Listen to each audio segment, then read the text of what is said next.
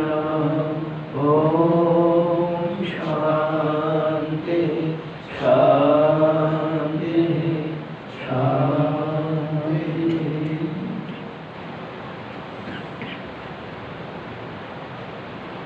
दूसरा वाला यो विश्वात्मा विधिज विषयान् प्राश्य भोगान् सविष्टान् पश्चाच्चयान् स्वमतिविभान् ज्योतिषास्येन सूक्ष्मान् सर्वानेतान् पुनरपीक्षणैः स्वात्मनि स्थापयित्वा हित्वा सर्वान् विशेषान् विगतगुणगणः आत्मसो न स्फुरीयते।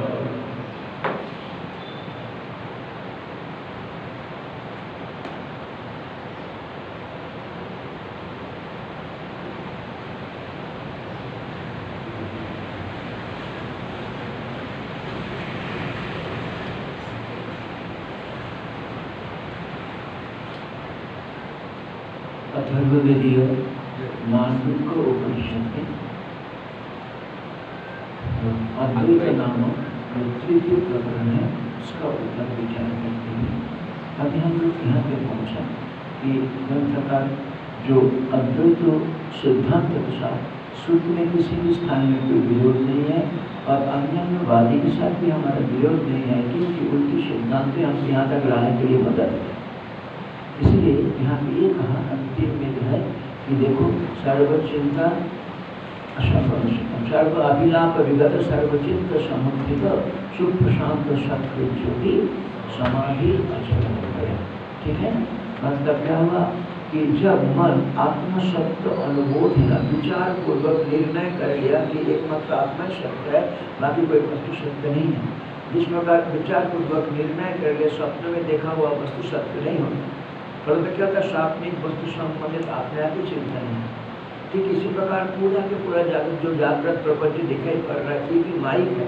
बुद्धि विचार पूर्वक जब निर्णय कर लेता है ग्राह्य भावे तदर्थ ग्रहण करने जो कुछ कोई वस्तु ही नहीं है तब फिर किसको ग्रहण करना, ये निश्चय हो जाने के कारण फिर जब मन क्या होता है अमली भाव को प्राप्त करता है। विचार दृष्टि से इस प्रकार से मन को अमन करने का उपाय बताने के बाद ये उत्तम अधिकारी के लिए संभव है। सूक्ष्म वस्तु को विचार करने का अवधारण करने का सामर्थ्य है, थोड़ा कम कर दी जाना और जो है अब जो है ये कहना चाहते हैं कि देखो यदि ऐसा मन को निपुण नहीं कर सकते तब हमारे मन दूसरा उपाय, तब मन का दूसरा उपाय। वास्तविक हमारे पारमार्थिक स्थिति क्या है कि जो है समस्त वाणी से आत्मा क्या है समस्त इंद्रियों से परे है, इसलिए इंद्रियों के द्वारा उसको प्रकाशित नहीं किया जाता। मन ग्रहण कर देगा तो मन के द्वारा उसको नहीं ग्रहण किया जाता, तो चिंता समुचित अंतःकरण से भी बाहर है। शुद्ध शांत क्योंकि पूर्ण है, व्यापक है, असंग है, कभी भी किसी प्रकार का कोई विकार कोई विक्षेप नहीं है और एक बार प्रकाश होकर के हमेशा ही जलता रहता है ना। उसमें प्रकाश में कोई कम न कम होना बढ़ना ये नहीं होता है। समाधि है ना, मतलब कहते हैं जहाँ पे एकाग्रता होती है एक ही में मन स्थिर हो जाते हैं। अच्छा क्योंकि पूर्ण है इसलिए कोई वहाँ पे विक्षेप नहीं है और क्योंकि दूसरा कोई वस्तु में वहाँ पे विक्षेप उत्पन्न करने के लिए इसलिए अभय, ठीक है ना। ये तो सर्वाभिलाप विगत सर्वचिंत समुत्थित सूक्ष्म शांत सत्य ज्योति समाधि अचल हो गए। इसलिए क्या होता है कि आप उस पूर्ण व्यापक तत्व को न ग्रहण कर सकते हैं न त्याग कर सकते हैं, न ग्रह न तत्व उत्सर्ग, न वो ग्रहण करने योग्य है और न त्याग करने योग्य, सभी पूछ होकर के चिंता यत्र न विद्यते और जिसको लेकर कोई चिंता ही नहीं किया जा सकता। इस प्रकार से क्या ज्ञान उस समय की ज्ञान बुद्धि से हम चिंतन करते हैं, किंतु बुद्धि जब निश्चय कर लिया बाहर में कोई वस्तु हमारे लिए उपयोगी नहीं है। अच्छा बताओ, जो जितने जगह पे हमको हम मन जानते हैं, संसार में कितने सारे वस्तु हैं, जितना हम जानते हैं उससे अधिक वस्तु हम नहीं जानते हैं, उसको लेकर मन में चिंता होती है नहीं होती। तो बस जितना थोड़ा बहुत जाना आधा नहीं जाना उसी को लेकर के चिंता नहीं। और अभी जो है निश्चय हो गया कि आत्मा भिन्न कोई दूसरा वस्तु है ही नहीं संसार में पारमार्थिक से, तो चिंता करने से क्या इसलिए पुतक संबंधित चिंता अपने आप निकल जाती है। तो बुद्धि क्या काम करते हैं? आत्मसंस्कार तथा ज्ञान। ज्ञान उस समय क्या होता है कि आत्मा के साथ एक होकर बैठे अजाति समतांगम। पहले ही बोल गए ग्रंथकार ने पहले प्रतिज्ञा किए थे। क्या प्रतिज्ञा किए थे कि अतो वक्षा में अकारपन्नम अजाति समतांगम। अब उसके अनुसंधान कर दिया। देखो यही जो है कि जन्म रहित भाव ही समभाव है। जहाँ जन्म होगा, जहाँ इस सृष्टि को कल्पना की, वहाँ पे विषमता है ना। और इस प्रकार की भावना को ही हम आपकी बनाता बोला। आपको इस प्रकार से मिला बोले श्रुति ने बताई। इस अक्षर मतलब जन्म रहित भाव, इस अक्षर तत्व को जानना यही अकृपणा था। नहीं जानना ही कृपणा था। इसलिए इस योग का क्या नाम दिया गया था? स्पर्श योग। इसलिए इस योग का नाम है स्पर्श योग। क्यों? आत्मा का किसी के साथ कोई स्पर्श नहीं है ना। आत्मा का किसी के साथ कोई स्पर्श नहीं होने के कारण स्पर्श योग हो गई ना, है ना। इस श्लोक इसके ऊपर तो हमने भाष्य पढ़ लिए थे, टीका बचा हुआ है। इसीलिए इस श्लोक के ऊपर हम जो दोबारा पढ़ेंगे इस श्लोक को, ठीक है। स्पर्श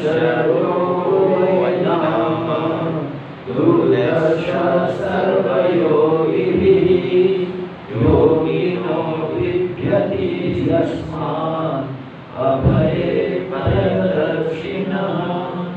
ये स्पर्श निश्चित ही इस योग का नाम है स्पर्श योग, है ना। कितना गीता में कितना अध्याय है? गीता में, भगवत गीता में कितना अध्याय है? 18 अध्याय का अलग अलग नाम जानते हो?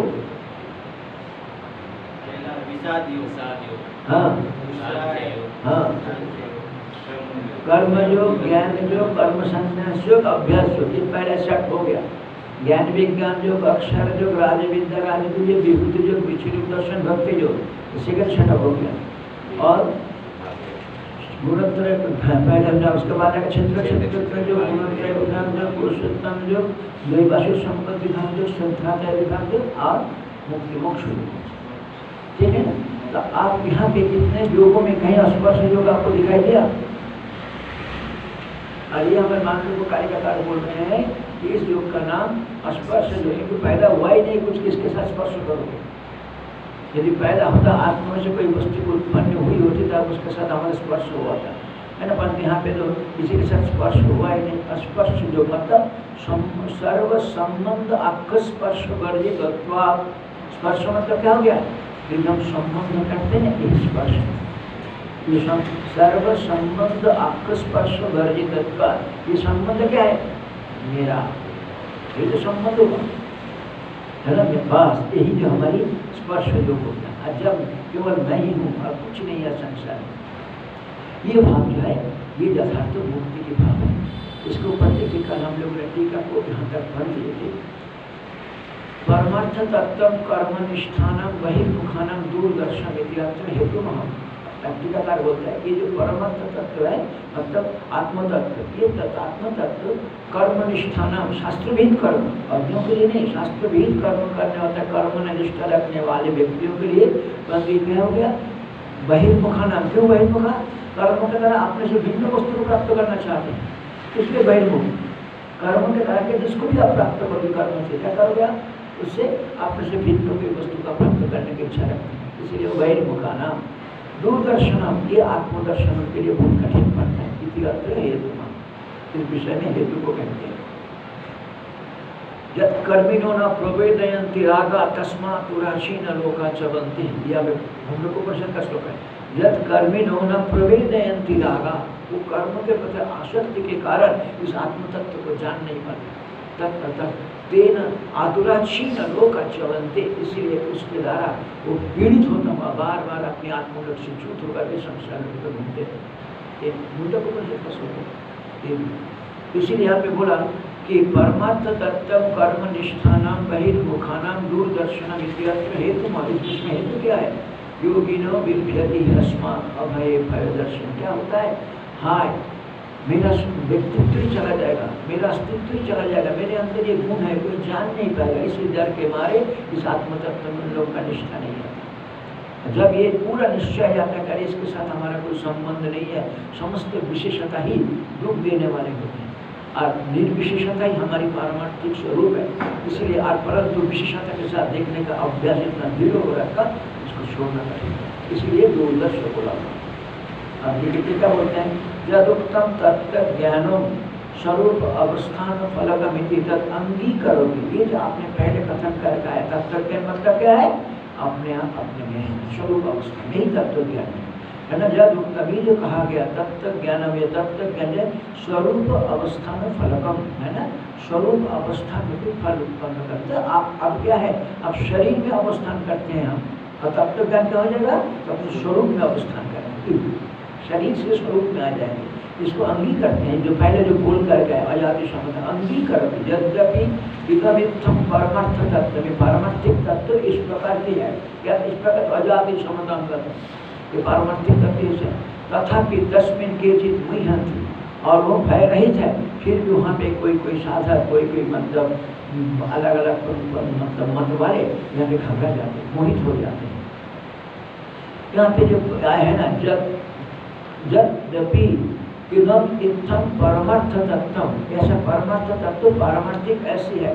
ये जो कहा गया है परमार्थ तत्व क्या है, ब्रह्म इदम प्रत्यक भूतम। ऊपर जो परमार्थ तत्व आया हुआ है, उस परमार्थ तत्व के अर्थ टीकाकार लिख रहे हैं, ठीक है, मिला परमार्थ तत्व कहाँ मिला, भाष्य में सेकंड शब्द है ना, उसी को अर्थ क्या लिखते हैं, परमार्थ तत्व ब्रह्म इदम प्रत्यक भूतम। वो व्यापकता जो सभी जीव की पारमार्थिक स्वरूप है, इदम ब्रह्म, ये व्यापकता है ना, ये प्रत्येक भूतम है, ये सबका स्वरूप भूतम, मतलब व्यापकता ही हमारी आत्मा, निर्विशेषता ही हमारी पूर्णता ही हमारी स्वरूप है।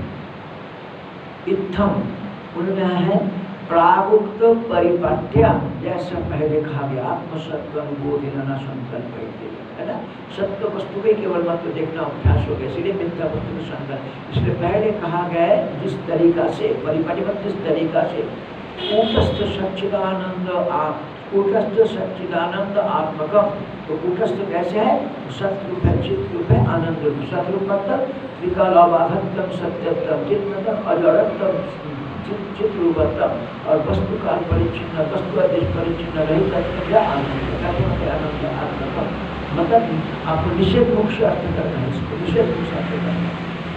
इसलिए ब्रह्म को निर्विशेष के लिए करना चाहिए। ये कष्ट सच्चिदानंद आत्मा यद्यपि तत्व ज्ञान प्राप्त थे, बाजार में खरीदने को मिलेगा कि नहीं मिलेगा, पुस्तक पढ़ के समझ में आएगा कि नहीं, समझ में आएगा, परंतु अनुभूति तो तत्व ज्ञान को तो आपसे भिन्न नहीं होता। यद्यपि तत्व ज्ञान प्राप्त, यद्यपि तत्व ज्ञान से ही प्राप्त हो जाए, तथापि बूढ़ा अविवेकी तनिष्ठा न भवन्ति, उस आत्मतत्व में लोगों का निष्ठा नहीं आता। क्यों, अकेले के रहने का अभ्यास ही नहीं किया, हमेशा बस किसी के साथ। क्योंकि हमारा इंद्र जो है दंत आत्मनिर्भर ऋषि के पास ब्रह्म विद्या प्राप्त करने का है, दंताराम ही पुरुष पहले दंत। अरे ये जो तू जो है एक चीटी को जैसा, एक मतलब पुरुष चीटी को माता चीटी के प्रति जैसा आसक्ति है, तब उत्तर पूजती, वो भी तो ऐसे ही है। इंद्र को सीधा बोल दिया, दंताराम मतलब एक साथ मिल करके रहने का अभ्यास हो गया तुम लोगों। इस प्रकार की ज्ञान व्यक्ति को आत्मज्ञान नहीं होता। इंद्र गुस्सा आ गया, नहीं मेरे को ऐसा बोलता है, दंताराम ही मतलब मिल करके जो मिथुन रूप में रहना, इस प्रकार पसंद करते हैं पुरुष, और तुम उसी कैटेगरी को, तुम्हें आत्मज्ञान होने वाला नहीं। मतलब अच्छा, ये आत्मज्ञान यदि तुम किसी को कहोगे ना, मैं तुम्हारा गला काट दूंगा।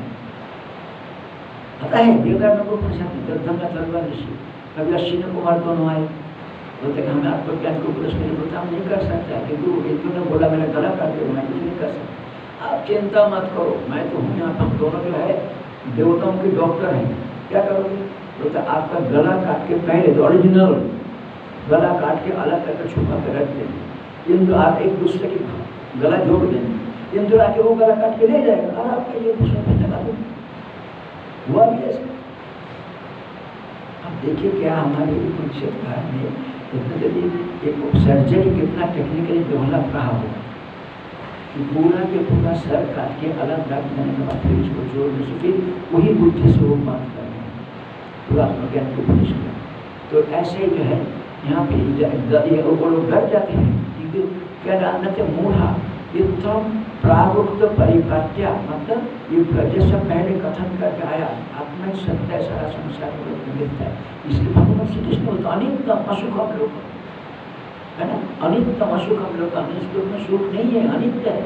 जब बनाया क्यों आपने इमाम प्राप्त है ना, इस लोक को ये मनुष्य शरीर दिया, इसको प्राप्त करके आत्मा को जन्म वास्तविक में कौन सी ये मैं दिया। हम विषय जानने में लग जाते हैं और बचपन से ऐसे सिखाया भी जाता है, फल को पेट मानता नहीं जाता। इतना प्रागुक्त परिपक्व कूटस्थ सच्चिदानंद आत्मकम यद्यपि तत्व ज्ञान प्राप्त करके मेरा अपना स्वरूप जो मैं कभी मैं नाशवान नहीं हूँ, मैं समय के घेरे में नहीं हूँ, मैं जड़ नहीं हूँ, मैं वस्तु की तरह परिचित नहीं हूँ, मैं असंग पूर्ण व्यापक। इस प्रकार से जैसा शास्त्र ने लिखा, इस प्रकार से चलने पर गुरुमुख सुपदर्शन का आत्म सत्य अनुभोधे न है ना, गुरुमुख से शास्त्र वाक्य को सुन करके फिर बार बार विचार करके जिसको प्राप्त किया जाता है, इसको प्राप्त किया जा सकता है। तथा फिर भी मूढ़ा अविवेकी व्यक्ति तन्निष्ठा, तस्मिन् निष्ठा तन्निष्ठा, उस आत्मा में निष्ठा नहीं आता, न भवती विशेष निष्ठा नहीं होता है ना, क्योंकि मोहित रहता है, गंदा राम है, इसीलिए उसको छोड़ नहीं सकते। यस्य तत्व अनुभवस्य स्वरूप अवस्थानं फलमुक्तं तम इदानीं विष्णष्टि, जिस तत्व ज्ञान के अनुभव के फलस्वरूप आप कहाँ रहेंगे, अपने स्वरूप में नहीं, स्वरूप से बाहर नहीं। इसलिए यस्य तत्व अनुभवस्य, जिस तत्व का अनुभव का फल के स्वरूप अवस्थान, इसके लिए आपको किसी के पास जाना नहीं पड़ेगा, किसी देवी देवता के अनुग्रह भी नहीं चाहिए। हाँ ठीक है, भगवान की कृपा आशीर्वाद ठीक है, अस्वीकार नहीं करते हैं, परंतु किसी से कोई पैसा खर्चा नहीं है, किसी से कुछ मांगना नहीं है, कहीं पर जाना नहीं है, बस अपने आप में नहीं है। ये तत्व अनुभव स्वरूप अवस्थान फल, स्वरूप अवस्थान ही फल है। इसलिए वेदांत पढ़ने के बाद यदि मन में उठता है आगे क्या करूँ, तो अभी तक वेदांत पूरा डाइजेस्ट नहीं हुआ, कुछ करने को संकल्प नहीं। ठीक है, प्रारब्ध हो जाए उसको हम टाल नहीं सकते, जहाँ तक उसको टिकट करते बस जितना अनिवार्य प्रारब्ध है वो वही आएगा, तब समझना है कि इसको पूरा करके हो गया। यस्य तत्कर्म स्वरूप अवस्थान फल मुक्तम तब इदानीं विष्णष्टि, उसको भगवान भाष्यकार, हाँ उसी को यहाँ पे भगवान भाष्यकार बोल रहे हैं स्पर्श योग नाम अयम है ना, इस योग का नाम है स्पर्श है ना। तो जैसे ही मन स्वरूप स्थित हो जाता है, किसी के साथ मेरा कोई स्पर्श नहीं है, बस यही स्थिति आत्मस्थिति है ना। अयम सर्व संबंध स्पर्श वर्जितता है ना, समस्त संबंध नामक स्पर्श है। स्पर्श क्या है, संबंध, विषय के साथ किसी के साथ संबंध करना, इससे रहित होने के कारण इसका नाम है अस्पर्श। जो नाम अभी प्रसिद्ध है, इस नाम से कहा जाता है, वही स्मर यदि इसका स्मरण किया जाता है। प्रसिद्ध कहाँ पे, उपनिषद, सूर्य उपनिषद, इसका उपनिषद नहीं इसको सका है। अब देखिए ये जो बोले ना सर्व सर्व संबंध, आनंद गिरी जी तो बड़ा कठोर शब्द लिखे यहाँ पे, घबराना नहीं। जब इसी को आनंद गिरी तत्र वर्णाश्रमादि धर्मे न पापादि मरे न स्पर्श न भवती, ठीक है ना। मैं मनुष्य हूँ, मैं ब्राह्मण हूँ, मैं आश्रम का हूँ, सन्यासी हूँ, यही सबसे बड़ा बंधन, यही सबसे बड़ा मल है ना। और उसको हमको अच्छा लगता है। मैं कल बताया था कि देखो कोई व्यक्ति को कहता है ए तू शूद्र है, तेरा शूद्र तो छूट जाए, तो फिर भी किसी तरह से इसको डाइजेस्ट करने का कोशिश करेगा। ब्राह्मण है, क्या तेरा ब्राह्मणत्व हट जाएगा, चला जाएगा, मानने के लिए तैयारी नहीं हुई और चाहेगा भी नहीं, क्योंकि हम इतना अभिमान हो रहा है और कुछ सिखाता भी नहीं है। बचपन से जो है ब्राह्मण में कुछ पैदा हुआ, घर में पूजा अर्चा देख कर, आजकल की बात अलग है, परंतु ब्राह्मण चाहे वो ब्राह्मणत्व को पालन करे चाहे ना कर, अभिमान करने में जरूर है, मैं ब्राह्मण करेगा क्योंकि उसको अभिमान क्या है वहाँ। यही जो है मन है, ये सबसे ये अंदरूनी मन जो है ये आत्मज्ञान में प्रतिबंध बैठा हुआ है। चलिए तत्र ठीक है ना, वर्णाश्रमादि धर्मे न है ना, वर्ण और आश्रम जो धर्म, उस धर्म को पालन करेंगे तो क्या हो जाएगा आपका, वर्ण और आश्रम धर्म को पालन करने से क्या होगा आपका, पुण्य होगा, पुण्य से सुख होगा। आनंद गिरी क्या लिख रहा है, पाप होगा। क्या विचित्र बात है, देखो ज्ञान की दृष्टि से ये पुण्य भी पाप के समान है, मानता है। ज्ञान की दृष्टि से बड़ा भयंकर पंक्ति लिख दिया यहाँ परंतु ये कोई गलत नहीं लिखा, ये पारमार्थिक स्थिति के आधार पर बोला जा रहा है। पारमार्थिक स्थिति के आधार पर मैं हमेशा बोलता हूँ, जगत मिथ्या किसके सहारे? आत्मा के सहारे, आत्मा की अपेक्षा से जगत मिथ्या है।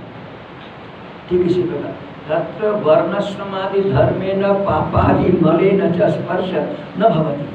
पाप आदि से पुण्य है ना, जनरली पाप पुण्य ऐसा बोलते हैं पहले, क्योंकि पहले पाप से ही होता है तो पुण्य। परंतु जब तक पहले बोलते हैं वर्णाश्रमादि धर्मेण, वर्ण और आश्रम धर्म को पालन करने से व्यक्ति का पाप नहीं होता, परंतु आत्मदृष्टि मुक्ति की अपेक्षा से वो पाप का ही काम करेगा, बंधन की।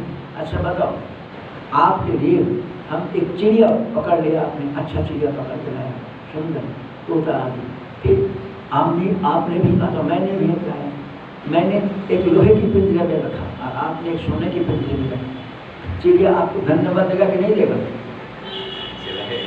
नहीं देगा। अरे हमको तो बोलेगा मैं तो सोने की पिंजरे में रखा आपने, किंतु चिड़िया तो मुक्त ही होना चाहते हैं। इसलिए पुण्य जो है भावी मुक्ति के लिए भावी प्रतिबंधक बन जाता है।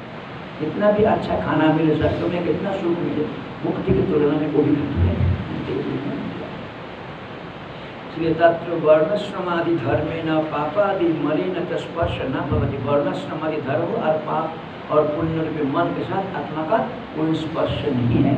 अस्मात् इति अद्वैत अनुभव स्पर्श, इसलिए इस अद्वैत की अनुभव ही स्पर्श है ना, तत्व अनुभव ही स्पर्श रूप है।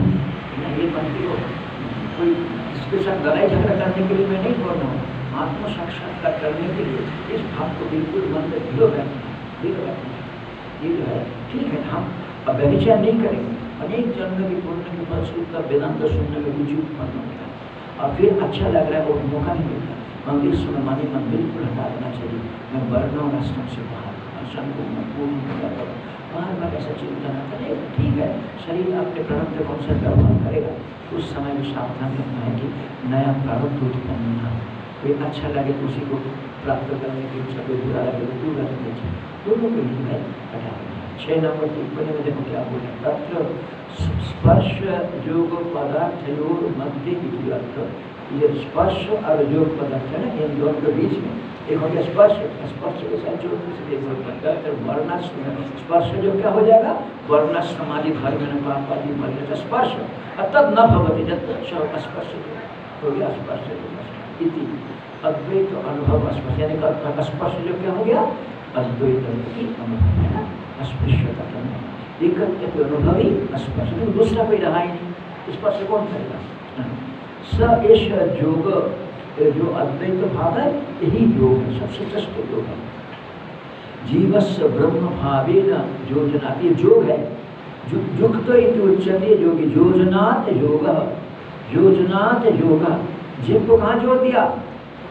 ब्रह्म भावेन, परिच्छिन्नता को व्यापकता में मिला, इसीलिए योग है। स्पर्श मतलब क्या हो गया, कोई वर्ण आश्रम में भी पाप के साथ संबंध छूट गया, अनुभव। और फिर ये क्या किया, योग कैसे हो गया? योग इसलिए सच्चा योग, ये जो स्पर्श है यही योग है।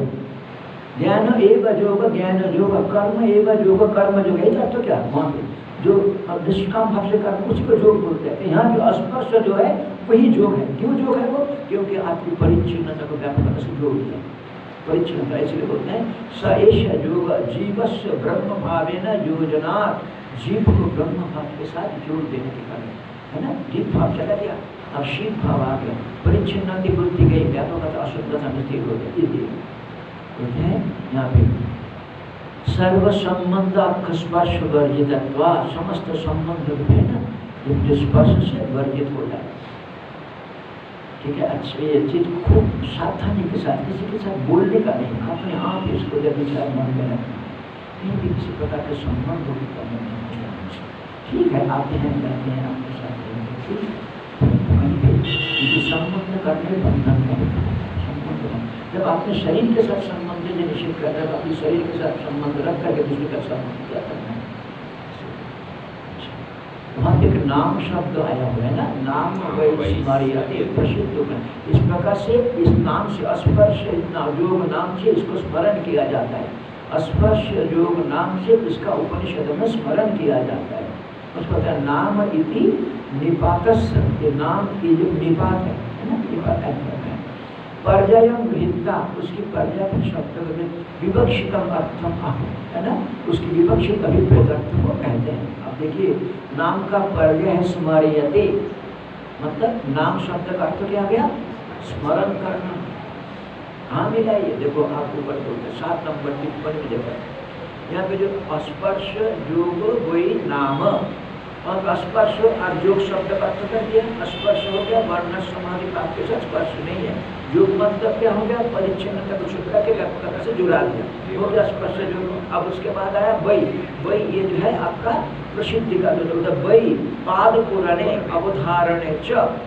पाद पुराण मतलब अनुष्ठुप अक्षर में 8 अक्षर होता है, तो 8 एक पाद में 8 अक्षर होता है। तो एक यहाँ पे वो पाद पूर्ति के लिए और निश्चय कराने के लिए अवधारण करते हैं, इसलिए बोलते हैं पाद पूरणे। यदि वही शब्द नहीं देखा तो 7 अक्षर हो जाते हैं, इसलिए यहाँ पे एक अक्षर दिया वही, और उसमें साथ क्या जुड़ा हुआ है? वही अवधारण निश्चय अर्थ में आता है, निश्चित ही ऐसी हुआ, इसलिए बोलते हैं वही पाद पूरणे अवधारण च इति कोश प्रसिद्धि। वही शब्द व्याख्या, इस प्रकार मतलब कोश में डिक्शनरी में वही शब्द मतलब इसमें रूप में भी आएगा, तो वही शब्द का ऐसे इस अर्थ में प्रयोग होता है। ऐसा व्याख्या करके फिर क्या बोलते हैं? वहाँ पे वही नाम और वही, देखिए वहाँ पे 2 शब्द लिखा, भगवान भाष्यकार क्या लिख रहा है? स्मर्यते प्रसिद्ध उपनिषत्सु। ये नाम शब्द का अर्थ हो गया स्मर्यते, वही शब्द हो गया प्रसिद्ध उपनिषत्सु। ठीक है, एक एक शब्दों को आपको कितना स्पष्टीकरण से समझाते हैं। देखिए टिप्पणी का लिख रहे हैं, नाम शब्द पर्याय उपादान पूर्वकम व्याचष्टे।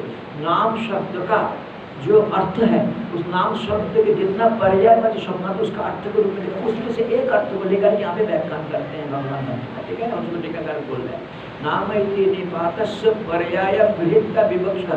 नाम ये निपात की जो उसका जो पर्यायवाची शब्द दूसरा पर्याय मतलब उसका अर्थ को ग्रहण करके अर्थ करते हैं भगवान भाष्य करते। नाम शब्द का अर्थ क्या कर दिया? स्मर्यते, है ना। नाम शब्द का अर्थ मतलब ऐसा स्मरण किया जाता है, वही मतलब ये कहाँ इसको वर्णन कैसा बोलते? उपनिषद में प्रसिद्ध है ये, प्रसिद्ध है। देखिए हम देखते हैं यहाँ पे कि व्याचष्टे इति नाम इति निपातस्य इत्यादि तत्र स्मर्यते इति, नाम इस निपात के क्या करते हैं? तो तत्र स्मर्यते इति पर्याय उपादान। स्मर्यते ये नाम की पर्यायवाची शब्द है ना, जिसका जल तोय पानी है ना, इस प्रकार पर्याय, इसी प्रकार नाम का पर्यायवाची स्मर्यते। नाम इस नाम अर्थ कहते हैं कामे कोपे अभ्युपगमे विस्मये स्मरणे अपि च इति मेदिनी कार उक्त। मेदिनी एक डिक्शनरी है, मेदिनी कार ने ऐसा कहा। नाम शब्द का अर्थ कहाँ कहाँ किस अर्थ में प्रयोग हो सकता है? कामे मतलब क्या आप ऐसा सोचते हैं मतलब इस अर्थ में अपनी अभिलाषा को। कोपे कभी कभी गुस्से में भी बोल सकते हैं, गुस्से से बोलने के। अभ्युपगमे मान लिया गया, अभ्युपगम तो मैं मान लिया, ठीक है नाम, ठीक है ऐसा मान लिया जाता है। फिर विस्मय, हाँ ऐसा हुआ विस्मय, हाँ अभी स्मरण है, अभी स्मरण अर्थ में इतने अर्थ में नाम शब्द का प्रयोग हुआ है, डिक्शनरी में दिखाया। उसमें से यहाँ पे कौन सा शब्द को अर्थ लिया? स्मरण है, स्मर्यते बोला जाता है, स्मर्यते स्मरण है अभी च इति मेदिनीकार उक्त। मेदिनीकार ने ऐसा कहा, मेदिनीकार मतलब डिक्शनरी में ऐसा कहा गया है। ठीक है, देखिए एक एक शब्द को कैसे ये लोग विचार कर रहे हैं कि कहाँ से लाया, क्यों बोल रहे भगवान भाष्यकार ऐसा। बोलते हैं नाम वही, नाम शब्द का अर्थ होगा स्मर्यते, वही शब्द का प्रसिद्धि का बोधक है। तो कहाँ पे इसका प्रसिद्ध है? उपनिषद में, लोक व्यवहार में उपनिषद। कोप मतलब गुस्सा। अरे राजा दशरथ करके आप पहले देखिए एक कोप गृह था, क्या क्या नाम उसका? कोप भवन। हाँ कोप भवन, हाँ हम ये बोलते कोप भवन मतलब कोई रानी उनका गुस्सा आ गया तब क्या करते थे? उस कोप भवन में जा करके बैठ जाते थे। तो राजा को जाना पड़ता था जो है उसको रानी को मनाने। हाँ ऐसा रामायण में मिलता है कोप भवन करके। जैसे तभी तो कोई कहीं जाके वहाँ बैठा था दशरथ, किसी को कोप मतलब गुस्सा हो गया। कामे कोपे अभ्युपगमे विस्मये स्मरणे अपि च इति मेदिनीकार उक्त। मेदिनीकार ने ऐसा कहा। फिर आगे और स्मृतिश्च श्रुति मूलकत्वात्, जो भी कोई स्मृति होती है ना उस श्रुति के आधार पर लिखा जाता है। एक मांडुक्यकारिका क्या है?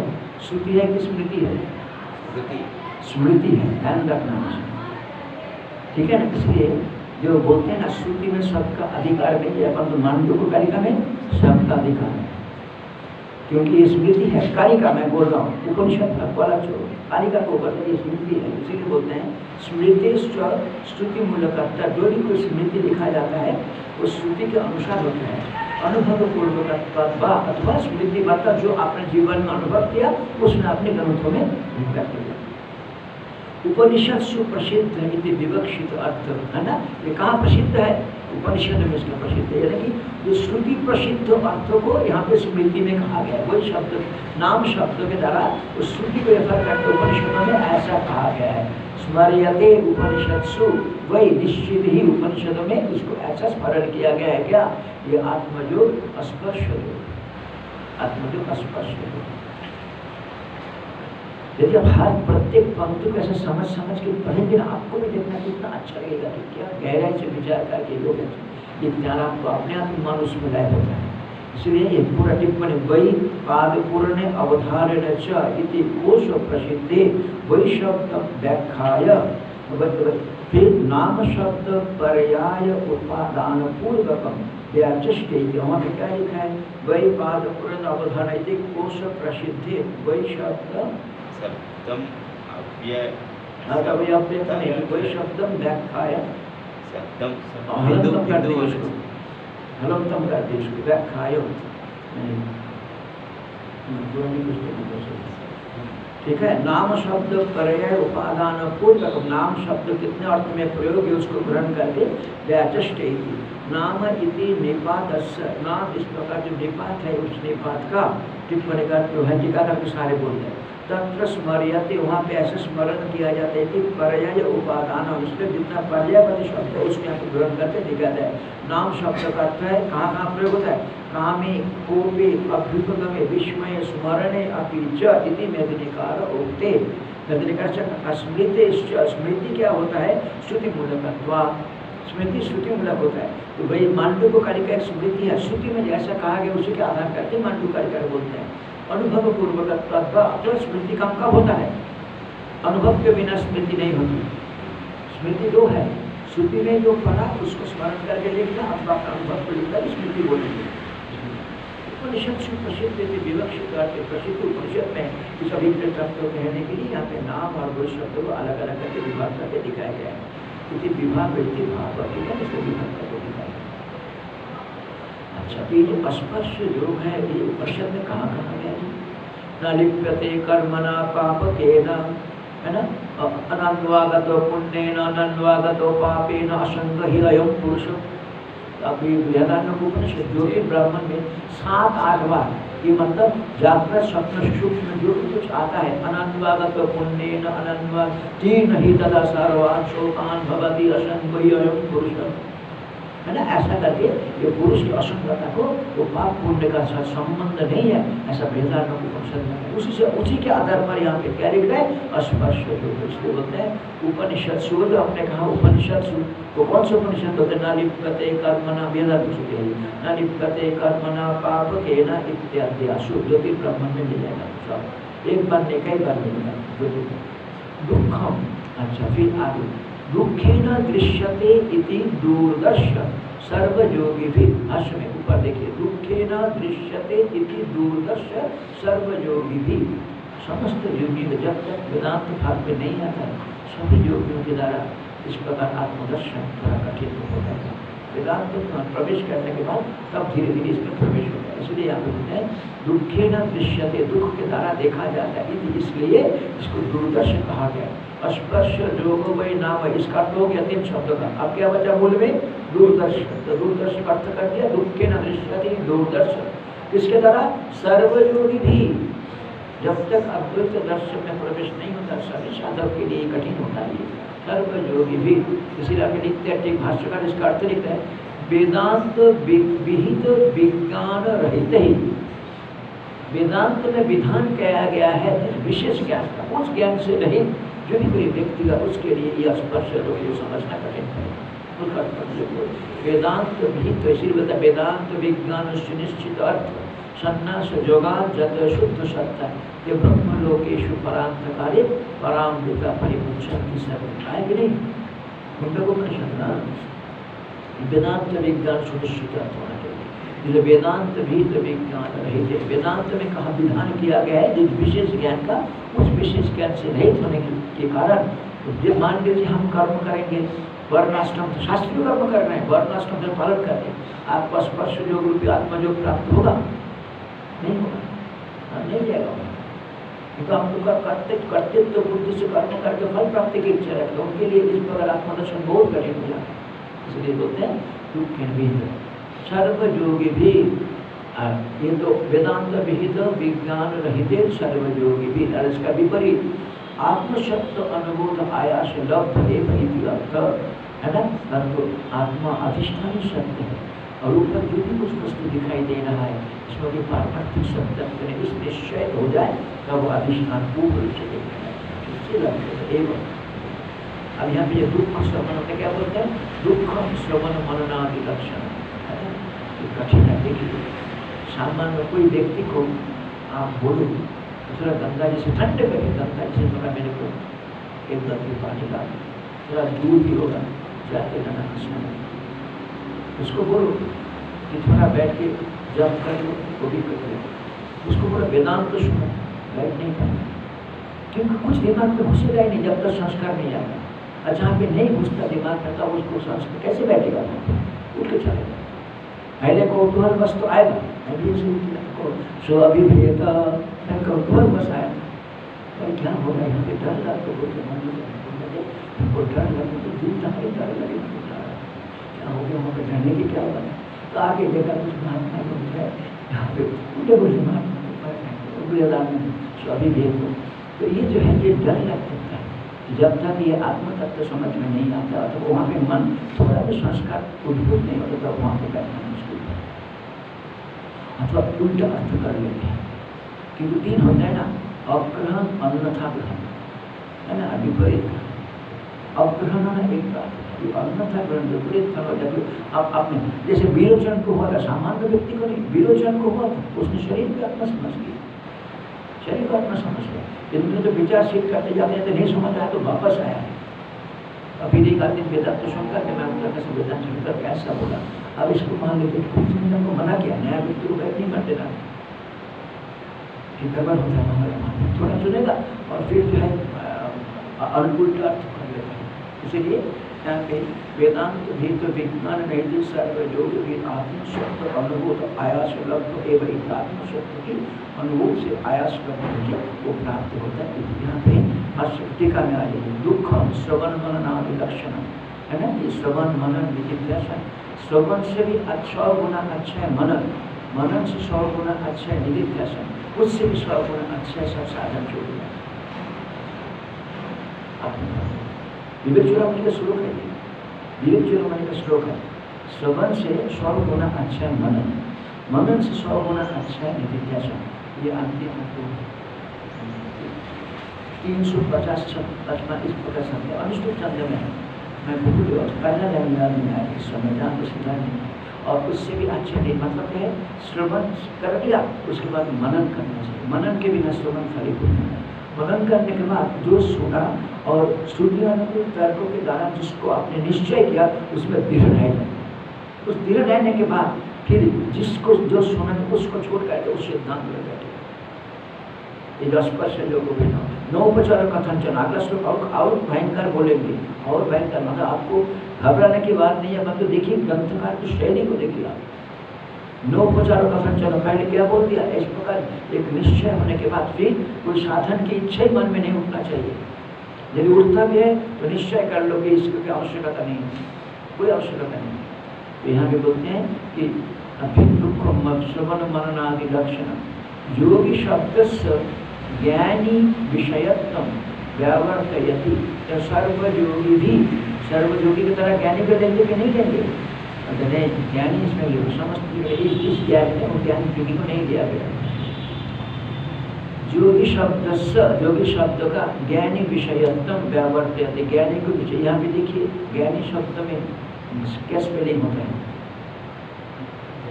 ज्ञानी, ज्ञानी का स्पेलिंग क्या होता है, ह्रस्व का दीर्घ का, दीर्घ ही का होता है, दीर्घ ही होता है ज्ञानी, दीर्घ ही का, तो प्रतिपदिक है ज्ञानी, ज्ञानी प्रातिपदिक होते हैं हाँ, और ये जो 9 लोग हो गए समाज में 9 लोग हो गए। अधिक ज्ञानी विषयत्म, ज्ञानी का विषय करने वाला जो है उसको निषेध करते हैं। ये वेदन मतलब जोगी शब्द यहाँ पे सर्व योगी भी में किसको छोड़ दिया? ज्ञान योगी को छोड़कर, ज्ञान योगी को छोड़कर व्यवस्थित। इसलिए होता है वेदांत विहित विज्ञान नहीं सर्व योगी भी आत्मसत्व अनुभूत है। जब कई स्तरीय तब ठीक है, ये लोग तो नहीं कर सकते, कौन कर सकते हैं? इनके द्वारा समझा जा सकता है। कई स्तरीय यथार्थ सत्य अनुभव से लभ्यतम, इस प्रकार सत्य के अनुभव कौन किन लोगों के द्वारा किया जा सकता है? ऐसा संकल्प का होता है आत्मसत्य अनुभव आयास है ना। ये आयास है, आसानी से मिलने वाला नहीं है। You have to strive for that. पहले तो फिर उसके बाद सारा चीज छूट जाएगा, एक बार समझे तो सारा चीज छूट जाएगा। इसलिए बोलते हैं कि कई स्तरीय यथार्थ अनुभव से लभ्यतम, किन लोगों ने कहा इस प्रकार के अनुभव को प्राप्त किया जा सकता है? यदि आशंका आत्मसत्व अनुभूत आयास ये होते क्या ना, बार बार बार बार आत्मचिंतन के फलस्वरूप इस चीज में यहाँ पे आप पहुँच सकते हैं। असंगता, प्रसंगता, पूर्णता, व्यापकता, उस भाव में मन को रखने का कोशिश करो। यहाँ की टिप्पणी हमने पढ़ ली है कि आत्मसत्व अनुभूत आयास लभ्य, आत्मसत्य अनुभूत है। यदि जिन लोगों ने कहा आत्मा ही सत्य है, अधिष्ठान सत्य जान लिया, तही ते श्रवणादय तत्र आयास ये शाम तही लभ्य। उसको जानने के लिए क्या करना पड़ेगा?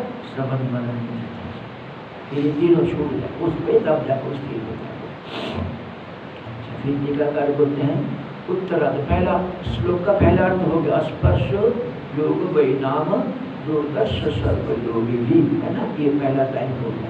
और सेकेंड लाइन योगी न बिभ्यते यस्मात् अभय भयदर्शिना, इसलिए बोलते हैं कि उत्तरार्धम विभजते योगी न बिभ्यति, योगी लोग की भय होता है। ये बिभ्यति क्रिया का जो है ये एक वचन है कि द्विवचन है कि बहुवचन? बहुवचन है, क्योंकि देखो योगिनों में कौन सा करता है? कर्ता एक वचन है कि बहुवचन है? कर्ता योगिना एक वचन है कि योगिन प्रातिपदिक है? योगी योगिनो योगिना प्रथम बहुवचन है। तो कर्ता यदि बहुवचन है तो क्रिया है बहुवचन होना चाहिए, है ना। विभक्ति ये जो है ये बहुवचन है, बहुवचन है। योगिना बिभ्यते यस्मात्, मान लीजिए हमको कोई धातु रूप याद नहीं है, किस गान को याद नहीं है, परंतु अर्थों लगाने के लिए कि सिंगुलर में देखने में लगता है सिंगुलर, मन में तुरंत खटकना चाहिए। उधर बोलते हैं योगिना और इधर देख रहे सिंगुलर, ये तो नहीं हो सकता। योगिना तो बहुवचन है, इसलिए योगिन प्रातिपदिक है। योगिना बिभ्यते यस्मात्, योगी लोग इसमें डर जाते हैं। क्यों? सर्व भय वर्जितत्वादपि, ये समस्त डर से रहित होते हुए भी आत्मा नाश रूपा, उनका क्या डर लगता है? हाय मेरा अस्तित्व, मेरा व्यक्तित्व खो जाएगा। सबसे बड़ी गड़बड़ ये हो जाता है, मेरा व्यक्तित्व खो जाएगा। और जब तक इस व्यक्तित्व रहेगा तब तक आत्म साक्षात्कार होने वाला है। परिचिन्न व्यक्तित्व में मन करो, ये दोनों जो है विरोधी है, इसीलिए होता है, इसीलिए नहीं हो पाता हुआ, इसलिए डरते हैं। वे वर्जितत्वादपि आत्मनाश रूपम योगम न माना भयं कुर्वन्ति, और देखिए कुर्वन्ति यहाँ पे पैर अरे सुनने पर बहुवचन करती कुर्वन्ति है ना, कुर्वन्ति विद्यिका में आए कर्मिणो ही श्रोत्रिया ब्राह्मणादि अस्माकं नक्ष्यति इति मत्वा तत्व ज्ञानात् बिभ्यति इति अर्थ। कितना भयंकर देखिए, श्रोत्रिय कर्मनिष्ठ व्यक्ति, श्रोत्रिय ब्रह्म है ना, कर्मिनो श्रोत्रिय, वैदिक जात जो गदे कर्म करते ना, गजन जनन पठन पठन दान गण षट कर्म निरंतर विप्र श्रोत्रिय बुद्धि रहते। इस प्रकार व्यक्ति ब्राह्मणादि, मैं ब्राह्मण हूँ, मैं ये धर्म वाला हूँ, हमारी ब्राह्मणत्व तो चला जाएगा, है ना। ब्राह्मणादि अस्माकं नक्ष्यति नस्तु, लिट लगाकर लिट फ्यूचर टेंस का, मेरा नाश हो जाएगा। नश्यति इति मत्वा, ऐसा मान करके तत्व ज्ञान तत्व ज्ञान से करते हैं। जिस समय सोचिए, मैं बोला ना कि भगवान भास्कर उस समय आए थे जिस समय एक तरफ बौद्ध लोग वेद निंदा करते थे और एक तरफ जो है ब्राह्मण लोग केवल कर्मकांडों की मानते थे, ज्ञान कांडों नहीं मानते थे। इसीलिए इतना कठोर शब्द लिखना पड़ा, इतना कठोर शब्द लिखना पड़ा। और ये कोई गलत नहीं, बात नहीं है। जब तक ये ब्राह्मणत्व के अभिमान है और तब तक मैं आत्मज्ञान प्राप्त कर लूँगा, ये नहीं हो सकता। हाँ, ब्राह्मणत्व के अभिमान के द्वारा हमारा नित्य कर्म अधिकार का अंतःकरण शुद्धि तक उसका आवश्यकता है, परंतु उसका भी एक लिमिटेशन है। जहाँ तक आपको ले जाएगा, जैसे ही धीरे धीरे मन आत्मनिष्ठ होता जाता है, तब उसको धीरे धीरे उस अभिमान को छोड़ देना चाहिए। अब 10 शरीर कुछ करता है तो अलग बात है।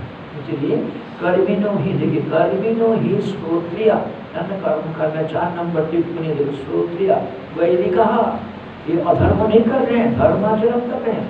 वैदिक जाति कर्म करने वाले ब्राह्मणात्ति अस्माकम नश्यते, हम लोगों का जो ब्राह्मणत्व धर्म है ना, श्रोत्रिय धर्म है, ये नाश हो जाएगा, ये नाश हो जाएगा। इति मत्वा, ऐसा मान करके तत्व ज्ञानात् विभ्रति, तत्व में से डर जाते हैं, इति अर्थ। इसलिए मैं बोला सच, आप देखना कोई गलत बात नहीं है।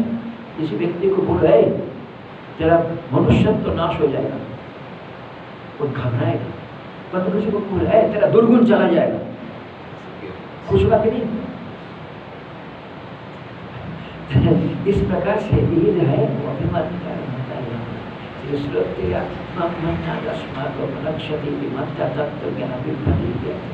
अभय निमित्तम एवं तत्व ज्ञानम मिथ्या ज्ञान वशात् भय निमित्तम, जो तत्व ज्ञान अभय के कारण है, जो तत्व ज्ञान भय को छुड़ाने वाले हैं, वही तत्व ज्ञान भय के कारण बन जाता है। क्यों? क्योंकि हमारी व्यक्तित्व के ऊपर हमारा अभिमान है, हमारे परिच्छेद व्यक्तित्व के ऊपर हमारा अभिमान है, इसलिए ये व्यक्तित्व चला जाएगा। इस डर के मारे यहाँ पे जो भी न विभ्रति अस्मत् अभय भय दर्शक, अभय तत्व में भय देख करके, इसीलिए अभय निमित्तम एवं तत्व ज्ञानम, तत्व ज्ञान क्या है?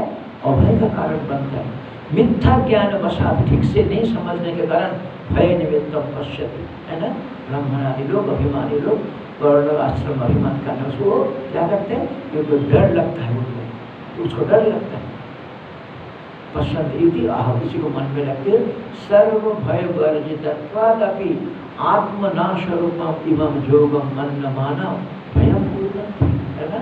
आत्मनाश रूपी योग को मेरा नाश हो जाएगा, ऐसा मान करके इसमें डर करते हैं।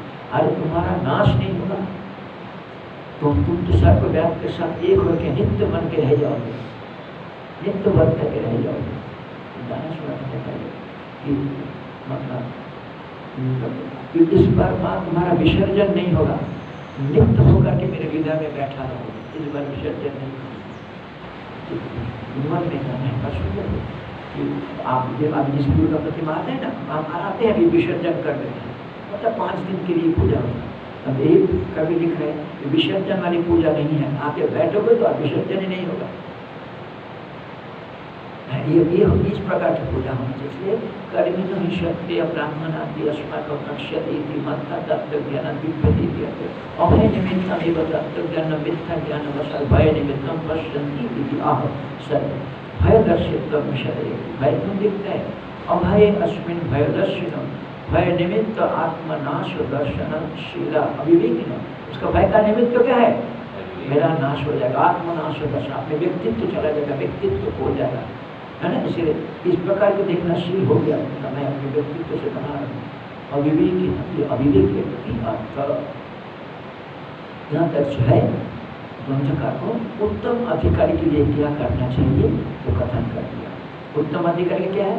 आत्मसत्व अनुभव, आत्मसत्व अनुभव ने जगत के मिथ्यात्व निश्चय के कारण मन निग्रह हो गया, मन अमन हो गया। क्रम ध्यान देना यहाँ पे, अधिष्ठान तत्व की सत्य के ज्ञान होने के कारण तो क्या होता है? ऊपर में दिखाई दे रहा था सर्प, वो पारमार्थिक वस्तु नहीं है, इसीलिए उस सर्प संबंधित कोई चिंता नहीं करता। दृष्टांत में दृष्टांत में भिन्नता क्या? सर्प दिखाई पड़ता है, सर्प संबंधित चिंतन, परंतु आत्मा तो मन का विषय बनता ही नहीं, उसका चिंतन कैसे करोगे? इसलिए मन अमन होता है। ये उत्तम अधिकारी के लिए है, परंतु ग्रंथकार जानते हैं सभी उत्तम अधिकारी नहीं होगा। अन्य अधिकारी के लिए भी रास्ता बताते हैं, अन्य अधिकारी के लिए रास्ता बताते हैं। आपको विचार पूर्वक क्या सत्य वस्तु, क्या मिथ्या वस्तु, क्या जड़, क्या चेतन, है ना। इस प्रकार विचार पूर्वक जड़ चेतन को विभाजन करके शुद्ध चेतन को ऐसा निश्चय हो जाने पर अब अभय बनना प्रतिष्ठित हो जाता है। आप देखिए आगे के लिए क्या बोलते हैं, अब इसको समझना है किसके लिए बोल रहे हैं ये। अभी नहीं तो आप बोलेंगे महाराज अभी तो आप बोल रहे थे कुछ नहीं करना, अभी क्यों बोल रहे हैं? ये किसके लिए? आनंद गिरी का उत्तम दृष्टि नाम अद्वैत दर्शनम अद्वैत दृष्टि फलम च। देखिए उत्तम अधिकारी के लिए अद्वैत दृष्टि मतलब आत्मशब्द अनुभव, आत्मा ये अद्वैत दृष्टि का आत्मा ही वस्तु है। फल तो क्या जाएगा? अद्वैत दृष्टि फल। अद्वैत दर्शन का फल क्या है? जगत के मिथ्यात्व तो फल मिथ्या वस्तु संबंध चिंता रहित मन अमन हो गया। 3 स्टेप्स को समझना, जिस स्टेप में वहां पे कहा गया है, ठीक है। एक पहला स्टेप क्या है? आत्मा के विचार पूर्वक आत्मा के सत्यत्व निरूपण करना। आत्मा के सत्यत्व निश्चय हो जाए, अधिष्ठान के सत्यत्व निश्चय हो गया, ऊपर दिखाई दे रहा था कि प्रातिभाषिक वस्तु वो जिस समय में दिख रहा था उस समय भी ये मिथ्या निश्चय हो जाएगा। जब निश्चय हो जाएगा, स्वप्न से जग करके विवेकी व्यक्ति स्वाप्निक वस्तु संबंधित चिंता नहीं करते हैं। तब क्या हो जाएगा? तब वस्तु संबंधित चिंता नहीं करेंगे, फलतः मन अमन हो जाएगा। मनुष्य ही अमन भावे द्वैतम नहीं को बोला, द्वैत को बोलाते हैं। ये होगा उत्तम अधिकारी के लिए। उत्तम दृष्टि नाम आत्म दृष्टि नाम अद्वैत दर्शनम अद्वैत दृष्टि फलम च मनो निरोधम उक्ता। अद्वैत दृष्टि का फल क्या हो जाएगा? मन अमन हो जाएगा। ऐसा कथन करके आप क्या बोलते हैं? मंद दृष्टि नाम मनो निरोध अधीनम आत्मदर्शन उपन्नस्य। ठीक है, आपको इतना नहीं है तो ठीक है, मन निरोध का उपाय हम बताते हैं। मन निरोध करने से आपका आत्म साक्षात्कार हो जाएगा, ठीक है। इसलिए उपासना आदि को पहले बोल करके आए थे, उसी का यहाँ पे कहें। उत्तम दृष्टिना 5 नंबर टिप्पणी देखो। उत्तम दृष्टिना जन्मांतर कर्म उपासना को शुद्ध एकाग्र मनसा। ध्यान देखना, उत्तम अधिकारी एक दिन में नहीं बना। हमारे शिवानंद स्वामी जी बोलते थे, होम टॉक्स करके आया। दिव्यानंद बात बोलते थे कि होम टॉक्स करके आया, मतलब पहले जो काम दिया गया था पहले जब वो करके आया।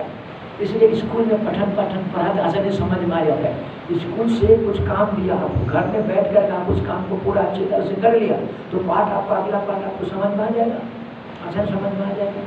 ठीक इसी प्रकार से इस जन्म में हो चाहे पहले आपका जन्म में आपने कर्म उपासना करके अंत कर शुद्ध, तभी बचपन से वेदांत सुनने की इच्छा होती है। तभी बोलते यहाँ पे देखिए, जन्मांतर कर्म उपासनातः, जन्मांतरी कर्म और उपासना के फलस्वरूप शुद्ध एकाग्र मनसा, ये हो गया उत्तम दृष्टिना। मन शुद्ध है मतलब एक वस्तु को ग्रहण करने का सामर्थ्य, ठीक है। एकाग्र दृष्टिना, ये हो गया उत्तम दृष्टिना। अच्छा, फिर आगे बोलते हैं अद्वैत दर्शनम अद्वैत दृष्टि फलम च मनो निरोधम। उसका दृष्टि फल क्या हो जाएगा? मन अमन हो जाता है, मन निरोध हो जाता है। तो वहाँ पे बोलते हैं मनो निरोधम, मतलब क्या हो गया? वहाँ पे उसका अखंड आत्म एकाकारता है ना। मन आप क्या है कि एक व्यापकता के साथ एक होकर परिच्छिन्न विषय संबंध चिंता उठने की इच्छा है, बस अपने में बैठा रहेगा। आप दवा तो व्यापकता की स्थिति में मन को लगा के अपने आप ही होता है। फिर मंद दृष्टि नाम है ना, परंतु जो कम उत्तम अधिकारी नहीं है ना, वहाँ पे मध्यम अधिकारी भी है, उत्तम अधिकारी भी है और निम्न अधिकारी भी है। मनोनिरोध अधीनम, जब आप मन को निरोध कर पाएंगे। यहाँ पे देखिए, विचार पूर्वक ज्ञान से मन का निरोध हो गया, इसीलिए मन निरोध करने का आवश्यकता नहीं है। पर इस प्रकार सूक्ष्म वस्तु को विचार करके अवधारण करने का यदि मानसिक सामर्थ्य नहीं है तो मन का निरोध करो, ये बहुत हो जाएगा। जैसे प्राणायाम के द्वारा मन निरोध करके, तो केवल मात्र मन निरोध से आत्मज्ञान नहीं होता। जैसे भगवद गीता में हम 9वां अध्याय पढ़ रहे हैं ना अभी, तो वहाँ पे क्या बोले थे? वहाँ पे कि आप यदि अपि चेत सुदुराचार भजति मां मनन्नभं साधुरेव संबंध रसितेश। अब यहाँ पे भी 5वां अध्याय की जो चल रहे हैं अभी, यहाँ पे स्पर्शान चित्त बहिर्बाह्य चक्षुश्चैव चरे प्राणायाम करके प्राणायाम परायण, केवल इतना मात्र करने से आपका ज्ञान हो जाएगा, मुक्त हो जाओगे। मन मना भगवत तो मत जाची मां नमस्कुरु मां। ये मन मन भगवत मतलब आत्ममुखी मन होना है। इतना योग दर्शन में भी आपने निरोध करने मंत्र से मुक्त नहीं होंगे। जब तक पुरुष तत्व की ज्ञान नहीं होगा तब तक मुक्त नहीं होगा। इसलिए मन को पुरुषनिष्ठ करना चाहिए। इसलिए हमें बोलते हैं मंद दृष्टिना मनोनिरोध अधीन आत्मदर्शन उपन्यास्य। मंद दृष्टि 7 नंबर टिप्पणी। तो मंद दृष्टि कौन है? कर्म अनुष्ठानत निष्पापत्तेन निर्विक्षेप मात्र अवशिष्टानां संपादनीयतेन इति भाव। ये देखिए, यहाँ भी बड़ा कठिन शब्द आ रहा है। क्या बोलते हैं? ये माया का 3 काम, आवरण, विक्षेप और मन। कर्म निष्काम भाव से कर्म करने का फल स्वरूप आपका क्या होता है, मल दोष चला जाता है, और उपासना के फल स्वरूप विक्षेप जाता है। अब टीका ने टिप्पणी का लिख रहे हैं, कर्म अनुष्ठानत्व, कर्म के निष्काम भाव से कर्म के अनुष्ठान के फल स्वरूप निष्पापत्य, जन्मांतर द्वित क्षय होने पर तब जाके आत्मनिष्ठा, वेदांत निष्ठा है जन्म। निष्पापत्य न निर्विक्षेप, आप जो है आपको विक्षेप मतलब थोड़ा सा उपासना से चला गया, निर्विक्षेप मात्र अवशिष्टानाम, उन लोगों के लिए संपादन करना है। थोड़ा ध्यान, थोड़ा सा चिंतन करो, मन रुक जाएगा, बस आपको तब तो साक्षात्कार होगा। इसलिए होता है निर्विक्षेप मात्र अवशिष्टानाम, है ना, मतलब विक्षेप पूर्ण रूप से नहीं गया, उसको अवशिष्ट कराएगा, उस समूह लोगों के लिए संपादन करना है। अगला जिसको करना है, अगला जो बोलेंगे उन लोगों के लिए, है ना, क्या करना है, धीरे धीरे उसको बोलने के लिए आ रहा है। संपादन नियंत्रण नहीं देखा मुझे, देखिए मंदोदिष्ट मतलब ये नहीं कि खाओ पियो जियो वाले नहीं है, शास्त्रीय कर्म करके, हाँ उपासना भी थोड़ा करके अंतःकरण उसके लिए फिर थोड़ा मन को आत्मा में लगाने के लिए क्या होगा ये बताना। इसीलिए आप होता सात नंबर के मंदोदिष्ट मन निरोध अधीनम आत्मदर्शन करना सीखे, ठीक है। श्लोक को पढ़ने का समय हो गया, कल देखेंगे श्लोक है। अब दूसरा वाला करेंगे, प्रज्ञा वैशाखवेद शुभित जलनिधे वेदनामन्तरस्थं भूतान्यालोक्यमज्ञान्यविरत जननग्राहघोरे समुद्रे कारुण्यानुधारामृतमिदममर्हे दुर्लभं भूतहेतोः यस्तं पूजाभिपूज्यं परमं गुरुं मम पादपादेन नतोऽस्मि। ॐ पूर्णमदः पूर्णमिदं पूर्णात् पूर्णमुदच्यते पूर्णस्य पूर्णमादाय पूर्णमेवावशिष्यते। ॐ शान्ति शान्ति शान्ति। शंकरं शंकराचार्यं केशवं बादरायणं सूत्रभाष्यकृतौ मध्ये भगवन्तौ पुनः पुनः ईश्वरो गुरुरात्मेति मूर्तिभेदविभागिने व्योमवद्व्याप्तदेहाय दक्षिणामूर्तये